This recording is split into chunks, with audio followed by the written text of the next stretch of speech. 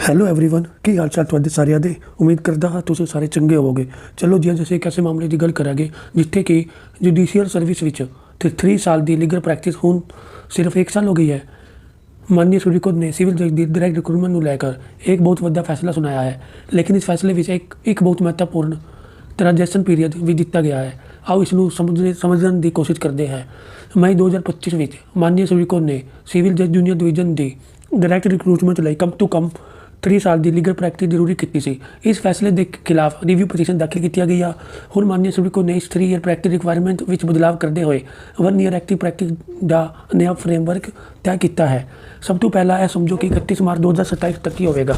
Court ਨੇ ਮਈ 2025 ਤੋਂ 31 March 2027 ਤੱਕ ਜਾਰੀ ਹੋਣ ਵਾਲੀਆਂ ਜੁਡੀਸ਼ੀਅਲ ਸਰਵਿਸ ਨੋਟੀਫਿਕੇਸ਼ਨ ਲਈ ਟ੍ਰਾਂਜੈਕਸ਼ਨ ਪੀਰੀਅਡ ਰਿਲੀਫ ਦਿੱਤਾ ਹੈ। ਇਸ ਅਵਧੀ ਵਿੱਚ ਗ੍ਰੈਜੂਏਟ ਨੂੰ ਬਿਨਾਂ ਪਹਿਲੇ ਤੋਂ ਲੀਗਲ ਪ੍ਰੈਕਟਿਸ ਕੀਤੇ ਵੀ ਅਪਲਾਈ ਕਰਨ ਦੀ ਪਰਮਿਸ਼ਨ ਹੋਵੇਗੀ।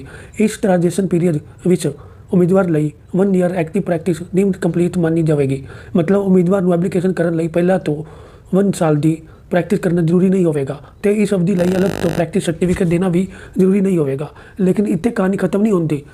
ਅੱਗੇ ਉਮੀਦਵਾਰ ਸਿਲੈਕਟ ਹੋ ਜਾਂਦਾ ਹੈ ਤਾਂ ਉਸਨੂੰ ਪਹਿਲਾਂ 1 year state legal judicial academy training ਕਰਨੀ ਪਵੇਗੀ। ਇਸ ਤੋਂ ਬਾਅਦ 1 ਈਅਰ ਸਟਰਕਚਰ ਲਾ ਕਲਰਕਸ਼ਿਪ ਕਰਨੀ ਪਵੇਗੀ, ਯਾਨੀ ਸਿਲੈਕਸ਼ਨ ਤੋਂ ਬਾਅਦ ਕੁਝ 2 ਸਾਲ ਦੀ ਟ੍ਰੇਨਿੰਗ ਹੋਵੇਗੀ। ਇਸ ਸਟਰਕਚਰ ਲਾ ਕਲਰਕਸ਼ਿਪ ਨੂੰ 2 ਹਿੱਸਿਆਂ ਵਿੱਚ ਕੀਤਾ ਜਾਵੇਗਾ। ਪਹਿਲਾ 6 ਮਹੀਨੇ ਪ੍ਰਿੰਸੀਪਲ ਡਿਸਟ੍ਰਿਕਟ ਜੱਜ ਜਾਂ ਹਾਇਰ ਜੁਡੀਸ਼ੀਅਲ ਸਰਵਿਸ ਦੇ ਮੈਂਬਰ ਦੀ ਸੁਪਰਵਿਜ਼ਨ ਦੇ ਕੰਮ ਕਰਨਾ ਪਵੇਗਾ। ਅਗਲੇ 6 ਮਹੀਨੇ ਹਾਈ ਕੋਰਟ ਦੇ ਸਿਟਿੰਗ ਜੱਜ ਦੀ ਸੁਪਰਵਿਜ਼ਨ 'ਤੇ ਕੰਮ ਕਰਨਾ ਪਵੇਗਾ। ਹੁਣ ਸਭ ਤੋਂ ਪਹਿਲਾਂ ਮਹੱਤਵਪੂਰਨ ਗੱਲ 1 ਅਪ੍ਰੈਲ 2027 ਜਾਂ ਉਸ ਦੇ ਬਾਅਦ ਜਾਰੀ ਹੋਣ ਵਾਲੀ ਜੁਡੀਸ਼ੀਅਲ ਸਰਵਿਸ ਨੋਟੀਫਿਕੇਸ਼ਨ ਲਈ 1 ਈਅਰ ਐਕਟਿਵ ਪ੍ਰੈਕਟਿਸ ਮੈਂਡੇਟਰੀ ਹੋਵੇਗੀ। ਮਤਲਬ ਉਮੀਦਵਾਰ ਨੂੰ ਐਪਲੀਕੇਸ਼ਨ ਤੋਂ ਪਹਿਲਾਂ ਕਮ ਤੋਂ ਕਮ 1 ਸਾਲ ਦੀ ਐਕਟਿਵ ਲੀਗਲ ਪ੍ਰੈਕਟਿਸ ਕਰਨੀ ਪਵੇਗੀ। ਇਸ ਪ੍ਰੈਕਟਿਸ ਨੂੰ ਪ੍ਰੈਕਟਿਸ ਸਰਟੀਫਿਕੇਟ ਦੇ ਜ਼ਰੀਏ ਵੈਰੀਫਾਈ ਕੀਤਾ ਜਾਵੇਗਾ, ਲੇਕਿਨ ਸਿਰਫ ਕਾਗਜ਼ 'ਤੇ ਪ੍ਰੈਕਟਿਸ ਦਿਖਾ ਦੇਣਾ ਕਾਫੀ ਨਹੀਂ ਹੋਵੇਗਾ। ਕੈਂਡੀਡੇਟ ਦੀ ਇਫੈਕਟਿਵ ਕੋਰਟ ਪ੍ਰੋਸੀਡਿੰਗ में ਪ੍ਰੈਜ਼ੈਂਸ 'ਤੇ पार्टिसिपेशन भी रिकॉर्ड किया जाएगा। मतलब सिर्फ पेपर प्रैक्टिस नहीं बल्कि एक्चुअल कोर्ट एक्सपोजर जरूरी होगा। सिलेक्शन होने तो बाद भी उम्मीदवार को 1 ईयर जुडिशियल अकैडमी ट्रेनिंग ते 1 ईयर स्ट्रक्चर कलरकशिप पूरी करनी पवेगी तो सैटिस्फैक्टरी इवैल्यूएशन तो बाद ही उम्मीदवार को रैगूलर जुडिशियल ऑफिसर के रूप में अपॉइंटमेंट किया जाएगा। हुण सवाल 3 साल की प्रैक्टिस 1 साल किया गया क्यों किया गया। माननीय सुप्रीम कोर्ट ने यह मन्निया कि जुडिशियल सर्विस विच आने तो पहला उम्मीदवार को लीगल प्रोफैशन का प्रैक्टिकल एक्सपोजर मिलना जरूरी हैगा, लेकिन प्रायर प्रैक्टिस की रिक्वायरमेंट होनी ज़्यादा भी नहीं होनी चाहिए कि यंग लॉयर ते ला ग्रैजुएशन ते अनावश्यक हारशिप पैदा होवे। कोर्ट ने एक बैलेंस फ्रेमवर्क तैयार किया। Prior practice post selection training structure clerkship मतलब उम्मीदवार को बाहर का प्रैक्टिकल एक्सपोजर भी मिलेगा तो जुडिशियल विच आने तो पहला ते बाद इंस्टीट्यूशन ट्रेनिंग भी मिलेगी। ਹੁਣ 31 ਮਾਰਚ 2027 तक विदाउट प्रायर प्रैक्टिस अप्लाई कर सकते हो।